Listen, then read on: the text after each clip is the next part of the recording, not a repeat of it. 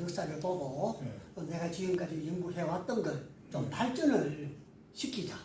그리고 다른 사람들이 잘못 얘기하는 것을 지적을 하고 비판을 하고 고쳐나가는 역할을 하자. 좋습니다. 기존의 역사학자들은 할 수가 없죠. 특히 이 강단사학자들은 할 수가 없다고 봐요. 왜? 머리에 똥만 들었으니까. 똥을 비우지 않는 한 되지 않는다라고 보고요.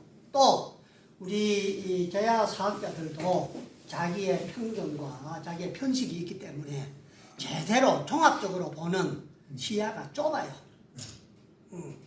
그래서 제야 역사 사학자들은 이슈가 될 만한 걸 깜짝 뉴스 없는 걸 찾아가지고 겨우 너한테 관심 가질 거 이런 것들만 연구하고 발표를 해요. 그게 나는 올바른 역사 연구 태도가 아니라고 보죠. 우리 단재 신세호 선생님은 자료를 수집하고 평가하고 분석하고 가설을 세우고 증명을 해 나가는 그 5단계 설에 모래 한 말을 채취를 해서 그게 사금 한 토를 채취하는 것보다도 더 어렵다.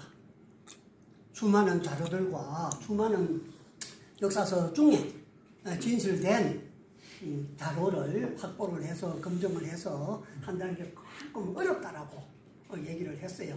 그래서 내가 지금까지 공부한 것은 사실 저는 석사 때는 북한 토지를 전공했고 박사 때는 압록강 두만강을 넘어서 간도 땅을 공부를 했습니다. 그래서 내가 알고 있는 역사에 관한 지식은 요걸 연구하면서 취득했던 주변 학문, 주변 지식 그게 전부 다였었죠. 더더구나 거기에서 그것 중에서도 강력의 변천사, 경계, 국경의 변천사. 제가 이제 전공한 거는 지적이기 때문에 지적은 땅에 대한 호적이잖아요, 그죠? 그래서 일필지 한 번지, 일필지와 땅과 인간 사이에서 일어나는 사회적인 현상을 연구하는 학문이 지적학문입니다. 그래서 한 필지가 모아지면 리동경계가 되고 리동경계가 모아지면 시군경계가 되고 시군경계가 모아지면 국경이 되는 거죠. 그래서 국경까지가 내 연구 분야에 포함이 된다. 이렇게 생각했던 거예요. 우리 지적학자들은 일필지에 대해서만 연구하지. 청량할 때 여러분 받는 건 모르지만 만원경, 조준이 쪼개는 거 이런 걸 갖고 세상을 보고 연구를 하기 때문에 폭이 좁아. 깊이도 얇아. 전에는 대나무 줄자로 청량하다가 지금 인공위성으로 청량을 해. 인공위성으로. 모든 게 열려있어. 그래서 청량의 준마는 첩천양지에 첩천양지. 첩, 천, 양, 지. 하늘을 관측을 하고 땅의 크기를 재이는 게 첩천양지인데 이거 줄여서 청량이라고 얘기를 하는 거예요. 천지를 해야 되는 거구나. 네. 그래서 우리 청량을 처음 배울 때는 천부청량 둘이 다 했어요. 일흥에 가가지고 밤 되면 누룽지 호주머니에 넣어서 별관측하고 다 했단 말이에요, 우리가. 그런데 지금은 이제 뭐 천문연구원 이런 게 다 생겼죠, 그죠? 그래서 청량은 천양지의 주말이 청량이에요. 천지를 해야 되는 거구나. 예, 그렇습니다. 예. 그래서 우리는 일필지만 대상으로 전에는 하늘을 관측을 했지만은 그래서 천상열차 분야지도 같은 거 이런 것도 내 연구 종목의 하나예요. 천문을 관측하고 돌에 세이고 첨성대가 왜 만들어졌고 첨성대 올라가서 어떻게 우리가 별을 관측했는가 이런 것들이 내가 전공한 학문 분야인데 그렇게 발전을 지금까지 못 시켰어. 그나마 제가 이제 국정사를 하면서 간도 얘기를 하고 간도에 대해서 논문을 쓰고 북한과 간도 영토에 대한 논문은 제가 지금 한 45편 정도 45편 정도 다술지 논문을 썼죠. 쓰면서 이제 영토를 하니까 독도도 하고 이제 대마도도 하고 이제 북한도 하고 간도도 하고 그러다 보니까 그 핵심산 백두산에 대해서도 이제 연구를 했어요. 그렇지만은 이거는 근현대사에 집중이 되어 있었어요. 근현대사에. 고대사나 중세는 내 연구 분야가 아니다. 물론 우리 청량이라는 우리 지덕이라는 게 날강부터 시작해가지고 시작이 됐지만은 애초에 우리 문명이 발달할 때 강이 범람을 하면 내 땅 경계가 없어져. 그러면 다시 청량을 해서 내 땅을 찾아주고 이런 제도가 청량제도가 우리 지덕제도인데 나라가 망할 때 되면 토지제도가 물러나야지. 그렇겠죠. 토지제도가 3등이 물러나면 나라가 망해.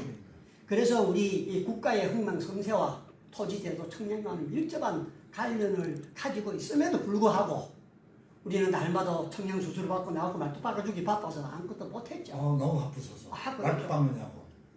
그래서 이제 내가 이만큼 영역을 넓혔는데 그래서 이제 쭉 제가 공부를 해온 그 세다가 최근에 이제 제가 단재 학당 교장을 하면서 이게 단재 선생님 강의를 지금 16회까지 마쳤습니다. 1시간에서 1시간 30분 그 서울의 소리 유튜브 방송으로 매주 수요일 오전 11시에 라이브로 방송을 했는데 이번 주하고 다음 주는 쉬기로 했어요. 그래서 라이브로 방송하고 바로 유튜브에 올리면 뭐 조회수가 많이 나오지는 않아요. 뭐 내 강의 오대면 누가 듣겠어요, 그죠? 그리고 내가 또 방송용은 아니야. 경상도 사투리도 많이 쓰고 억양도 안 좋지, 발음도 안 좋지. 먹는 거는 좋은데. 요거 뭐 또 비주얼도 뭐 별로지. 아니 괜찮아. 네. 그래서 이제 제가 그 유튜브를 하면서 이제 모자를 쓰고 이거 이제 알도 없는 거 이제 안경을 이렇게 끼고 뭐 알이 없어요? 예. 이거 지금 신경 엄청 많이 쓰신 거예요. 이렇게 그렇게 물어보면 어떻게 긴 수염 있는데 수염도 이렇게 해서 그래도 유튜브에 들어온 사람이 그래도 뭐 구경거리라도 하나 얘기거리도 하나 만들어주자 싶어서 이제 이렇게 좀 변신을 하면서 이제 강의를 하는데 단재 선생님께서 하신 말씀 중에 아주 이제 중요한 말씀이 조선과 진화의 경계가 어디냐 그걸 말씀을 하신단 말이에요. 첫 번째 우리 단재 선생님이 말씀을 하시는 것은 우리 민족이 파미로 공원에서 발언을 해서 원래 인류에는 종족이 우리 동아시아에는 종족이 세 가지가 있는데 진화족과 조선족과 흉노족이 있다.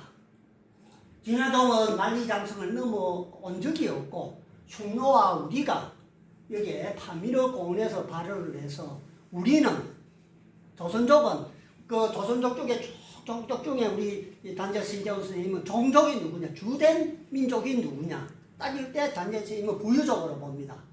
부유족으로. 그래서 거기에 이제 뭐만 족들이 다 있죠, 그죠? 조선족에서 분화한 것이 부유족, 여진족, 그것도 쭉 이제 설명을 하시면서 밝음을 찾아서 좋은 곳을 찾아서 동으로 이동해 왔는데 뭐 도나도 거치고 했겠죠, 그죠? 그래서 요리가 아니고 요리 왔죠, 그죠? 지도가 조금 이상하지만 어쨌든 간에 요거 파밀고 뭐 이쪽에 있다고 보면 그렇죠. 그래서 동으로 위도 40도를 따라서 이동을 해 와서 최고 좋은 곳 밝음을 찾아서 최고 살기 좋은 곳을 온 곳이 저기다. 그래서 나는 왜 우리가 대륙에 있으면 좋을 건데 말이야. 대륙 아니고 이까지 쫓겨왔느냐. 쫓겨간 게 아니라 좋은 곳으로 온 거예요. 그게 늘 의문이었는데 동으로 밝음을 찾아서 왔다. 그래서 이게 뭐냐. 나는 터미널론이라고 얘기해요. 터미널론. 그리고 이게 인터체인지라고도 얘기를 해요.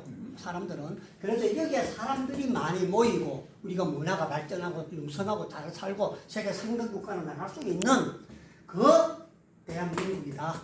조선이다. 이렇게 보는데 이게 뭐냐. 내가 강조하는 부동, 산, 즉 역사관이에요. 좋습니다. 네. 나는 역사를 전공하지 않기 때문에 나는 내가 역사를 보는 관점이 없어. 사관이 없어. 그래서 부동산적인 역사를. 관점에서 역사를 본다. 제일 좋은 관점이에요. 자, 그래서 이 부동산을 관점은 우리 동양의 풍수 사상과도 일맥상통합니다. 그렇죠. 집 틀을 잘 잡고 묘를 잘 쓰고 그렇죠. 해야 잘 산다. 나라도 틀을 잘 잡아야 그렇죠. 부강하고 그래. 이건 우리 총윤세에도 나오고 여러 곳에 또 지리의 힘 밑에 있었다가 지리의 힘에도 나오는 게 거기서도 부동산적 역사관이라고는 얘기를 안 하지만은 털을 잘 잡은 민족이 성공한다. 그걸 나는 내가 볼 때는 이제 그걸 부동산적 역사관으로 내가 받아들여서 모든 사물을 여기 비춰서 보는 거예요. 좋습니다. 그래서 역사가 아닌 사람이 부동산을 전공한 연구를 전공한 사람이 보는 관점이 이제 부동산적 역사관이라고 보고 그리고 이제 충노정은 이도 사립도를 따라서 강제 터키 헝가리 핀란드로 간다. 그래서 단재 선생님은 우리가 같은 민족이 파밀로본에서 발언해서 서로 헤어지고 나서 왜 한 번도 만나지를 못했는가? 만났으면 인류 국가가 됐을 건데 우리 민족이 최고 좋은 민족이 됐을 왜 만나지를 못했는가? 그리고 두 번째 우리 강보에서 우리가 키운 우리 강보에 있던 일본이 어떻게 힘이 세워져서 우리나라를 침략하게 됐는지 모르겠다. 그리고 세 번째 진화와 우리나라의 국경이 만리장성임에도 불구하고 이걸 공부를 하지 않는다. 고조선을 알려면 만리장성을 공부해라. 그렇게 얘기를 하면서 우리가 역사를 제대로 배우려고 공부를 안 해서 우리 조선이 어디에 있었으며 조선의 수도 평양이 어디에 있는 것조차도 모른다. 우리가 이런 민족이 되어버렸다. 와, 가르쳐주면 됐죠. 이걸 한탄할 수밖에 없다. 한탄할 수밖에 없다. 그래서 홍길동도 하지 못한다는 땅 뜨는 재주를 우리 한국 역사가들이 가지고 있다. 여기 있는 평양을 저 갖다 놓고 여기 있는 가설라를 저 갖다 놓고 저기 있는 안록수를 여기다 갖다 놓고 저기 있는 요수를 요하를 여기다 갖다 놓고 이게 바로 홍길동도 하지 못한다는 땅 뜨는 기술이다. 그걸 우리 역사가들이 그렇게 다 조작해서 만들었다. 그래서 조선과 진화의 국경이 어딘지 알아보는 게 우리 역사를 공부하는 것 중에 중요한 요소가 하나가 된다. 이렇게 얘기를 한다고 합니다. 그래서 시간적인 보편성과 공간적인 확장성을 가지고 우리 역사를 쭉 얘기를 합니다. 그래서 내가 고조선의 강력을 알려면 고조선을 알려면은 진화를 알아야 되고 진화와 우리의 국경선이 어딘가를 알아야 된다. 그래서 진시황이 우리를 동으로 밀어내고 만리장성을 진화와 조선의 국경으로 삼고 쌓았다. 진화와 조선의 국경은 만리장성이다. 딱 그렇게 규정을 하셨어. 회남자라는 책에도 보면 그렇게 다 나와 있다. 그때는 천리장성이었죠. 만리가 아니라. 그때는 천리도 안 됐어요. 그러니까 나중에 나오는데 이제 이쪽에 이제 천리장성이 나오죠, 그죠? 나오고 그래서 이제 제가 그렇다면 내가 국경을 연구하는 사람이 그건 현대사의 국경만 할 게 아니고 그러면 단재 선생님이 이루고자 했던 우리 조선 상고사 우리 고대에 우리의 강력이 어디인지를 내가 좀 해야 되겠다. 그래서 지난번에는 제가 우리 상해 임시정부에서 발행한 국사 교과서에 나타난 배달민족 강력도, 배달민족 강력도를 가지고 제가 이제 논문을 발표를 한 적이 있죠. 그때 남창희 교수가 조선일보에 기고를 했는데 마치고 나서 여러 가지 소회를 밝히면서 특히 이번 연구 국제학술 세미나에서 가장 의미가 깊었던 것은 조병현 박사가 아무도 관심을 가지지 않는 상해 임시정부 교과서를 발굴을 해서 우리 고조선의 강력에 대해서 연구해 준 게 가장 이번 연구 성과의 최고 큰 성과다. 이렇게 신문에 기고를 했더라고요. 난 그 뒤에 봤는데. 훌륭해요. 그 남창희 교수. 네. 그래서 고조선의 만리장성이 이제 우리 조선과의 국경이었다 하는 자료들을 내가 이번 연말을 기해서 많이 조사를 했습니다. 그래서 조선과 진화의 국경 만리장성이라는 것은 내가 한